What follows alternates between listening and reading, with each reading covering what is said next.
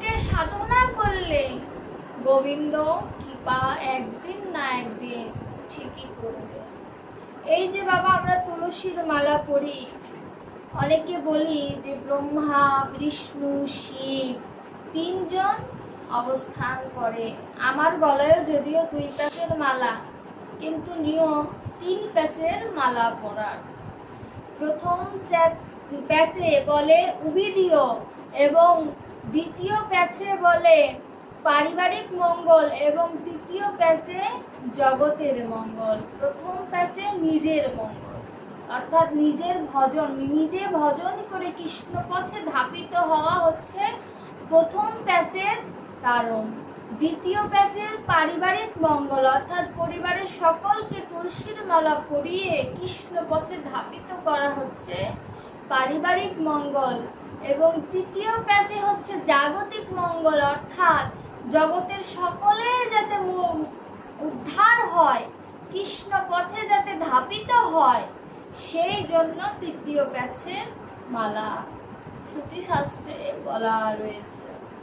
আবার সম্বন্ধ, প্রথম প্যাচে ভগবানের সাথে সম্বন্ধ, দ্বিতীয় প্যাচে ভক্তির সাথে সম্বন্ধ, আর তৃতীয় প্যাচে কৃষ্ণকে নিজের পাওয়ার মধ্যে যে ভক্তি সেটির সাথে সম্বন্ধ। এই হচ্ছে তুলসীর মালার গুরুত্ব। তুলসীর মালা কেন করব? তুলসী কাষ্ঠের কি এত প্রয়োজন?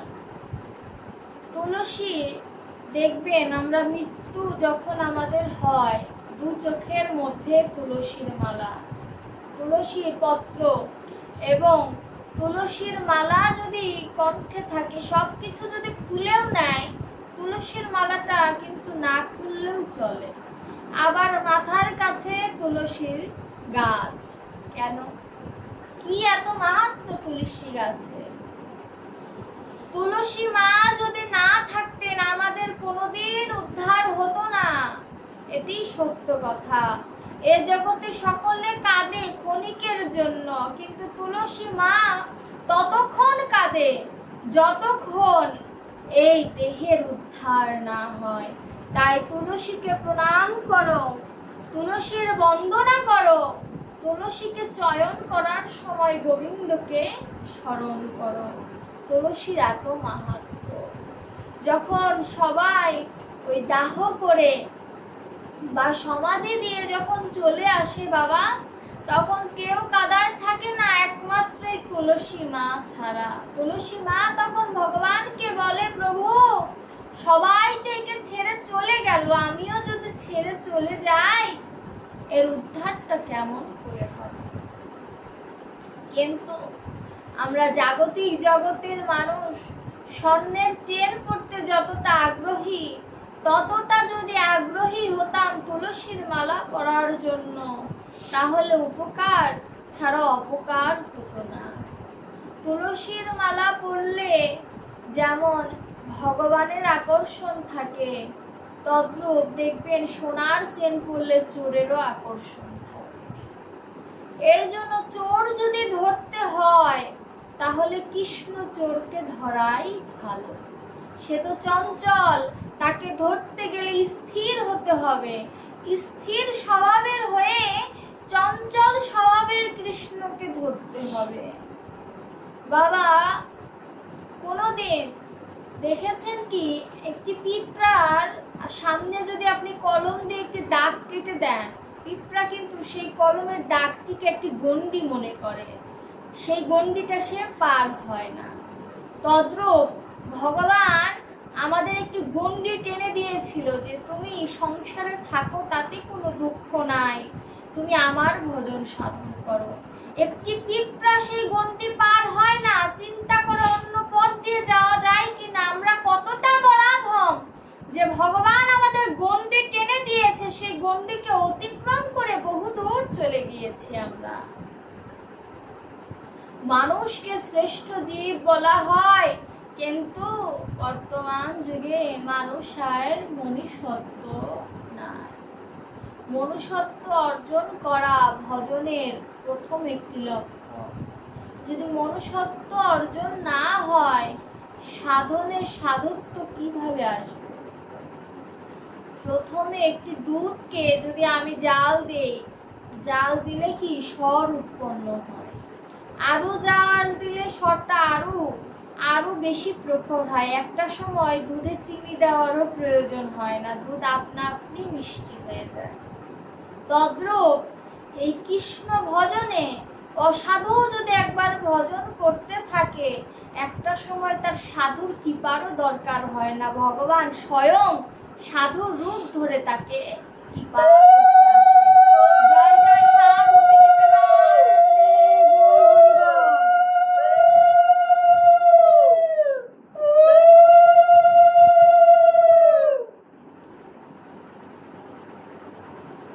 গোবিন্দ যদি স্বয়ং আমাদের কাছে আসে, আমরা তাকে চিনতে পারবো না। এই চিনতে পারবো না এই কথাটি বৈষ্ণব পদকর্তারা বুঝতে পেরেছিলেন, তাই আমাদেরও মতো, অন্তত আমার মতো নরাধমকে লিখে দিয়ে গেলেন, ভগবান চিনবে চরণে, সাধু চিনবে মরণে। ভগবানের চরণে যে চিহ্নগুলো আছে তা সামান্য কোনো চিহ্ন নয়। সেই চিহ্নগুলা যদি কোনো ব্যক্তি যদি পায়ে দেখা যায়, তাহলে বুঝতে হবে সে ব্যক্তি বলে আমি ভুল করছি, সে পরম বান্ধবেরও বান্ধব স্বয়ং গোবিন্দ। আর সাধু চিনব মরণে, দেখবেন সবার মৃত্যুটা কিন্তু ভালো হয় না। কিছু মানুষের মুখ বেঁকে যায়, নাক বেঁকে যায়, বডি সাদা হয়ে যায়, এগুলো অসাধুর লক্ষণ। মৃত্যুটা তার মানে ভালো হয়নি, যমদূতেরা তাকে টেনে হিঁচড়ে নিয়ে গেছে। আর যদি দেখেন মানুষটি হাসছে, মনে হচ্ছে ঘুমাচ্ছে, তাহলে বুঝতে হবে বিষ্ণু দূতেরা তাকে বিষ্ণু লোকে নিয়ে গেছে। ভগবানের চরণে বজ্রের চিহ্ন রয়েছে। ভক্ত জিজ্ঞেস করলো, প্রভু তোমার চরণে কেন বজ্রের চিহ্ন? ভগবান বললেন, ভক্ত আমাকে যখন ভালোবাসবে, তখন যদি তার ভিতরে কোনো পাপ সঞ্চয় করা থাকে, সেই পাপকে আমি বজ্র দ্বারা বিনাশ করব, তাই আমার চরণে বজ্র। আচ্ছা প্রভু তোমার চরণে ধ্বজ কেন? ধ্বজ অর্থাৎ পতাকা। বলল, ভক্ত যদি আমার কাছে জয় লাভ করে, তাকে আমি এই ধ্বজ অর্থাৎ জয়ের পতাকা দান করব। জয়ের পতাকা কেন বললেন? অর্থাৎ তার চরণটি তাকে দান করবে। সেই চরণের জন্যই আমরা এই পৃথিবীতে বারবার আসা যাওয়া, কতবার যে এসেছি তা জানা নেই। গোবিন্দ যা নির্দেশনাবলী দিয়েছিল তার একটি কর্মও করি না। যদি করতাম হয়তোবা এই পৃথিবীতে বারে বারে আসতে হতো না। কিন্তু গোবিন্দ হয়তোবা পূর্বজন্মের কিছু সুকৃতি ছিল, এর জন্য ব্যাস আসনে বসার সুযোগ পেয়েছি।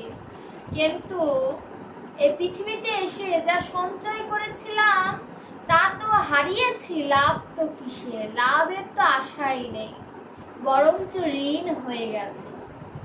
তাই ভক্তের চরণে নিবেদন, তোমরা যেমন আমার বান্ধব হয়েছ, এ জন্মে নয়, পরবর্তীতে যদি জন্ম হয়, মানব কুলেই হোক, কীট পতঙ্গ যে কুলেই হোক, যেন মৃত্যুটা ভক্তের চরণ ধুলির মাধ্যমেই হয়, এই আশায় ব্যক্ত করি। ভগবান নিজেও ভক্তের চরণ ধুলি পাওয়ার জন্য জন্মে জন্মে এসেছেন, প্রতি যুগে এসেছেন। হরিতে বলুন, শ্রীরাম বলুন, ভগবান শ্রীকৃষ্ণ বলুন, আমাদের গৌর হরি বলুন, যে যেভাবেই এসেছে, যে অবতারই এসেছে, সকলে কিন্তু ভক্তের চরণ ধুলির আশায় এসেছে। সেই চরণ ধুলি আমারও কাম্য। সত্যে ছিল হরি কোথায় বলিতে নারী, তেতায় শ্রীরাম ধনুক ধারী, কলি দাপরেতে শ্রীকৃষ্ণ বংশী মুরারি, কলিতে গৌর হা কৃষ্ণ বলি, জগতের দুয়ারে ভিক্ষা চাই তোমরা সকলে দেখে যাও, সেই ভক্তের চরণ ধুলি নেওয়ার জন্য গৌর হরি আজ আমার যেচে সেধে, কত অপমান কত কিছু সহ্য করে তবু ভক্তের চরণ ধরে বলছে একবার সেই প্রাণের কৃষ্ণের নাম উচ্চারণ করো। সেই কৃষ্ণ নামে কত মধু তা তুমি আস্বাদন করে দেখো, এমন পরম বান্ধব আমরা কোথায় পাবো? প্রত্যেক যুগে ভগবান এসেছেন রাজার ছেলে হয়ে, এবার তিনি ভিখারিনী হয়ে এসেছে কেন? রাজার রাজ্য স্বভাব যদি ভিতরে থাকে কখনো প্রজার কষ্ট বোঝা যায় না। এর জন্য ভগবান এবার প্রজা হয়ে এসেছে যে কত সুখ ভক্তরা পায় আমাকে ভালোবেসে, কত শান্তি পায় ভক্তরা আমাকে ভালোবেসে, তা জানার জন্য ভগবান স্বয়ং নিজে এসেছেন। ভালোবাসি বিধাই তো এসেছে। এমন করুণাময় কজন হয় যে কৃষ্ণ নামের ঝুলি মাথায় নিয়ে ভক্তের যাতে পাপ মোচন হয় সে চিন্তা করে আসে।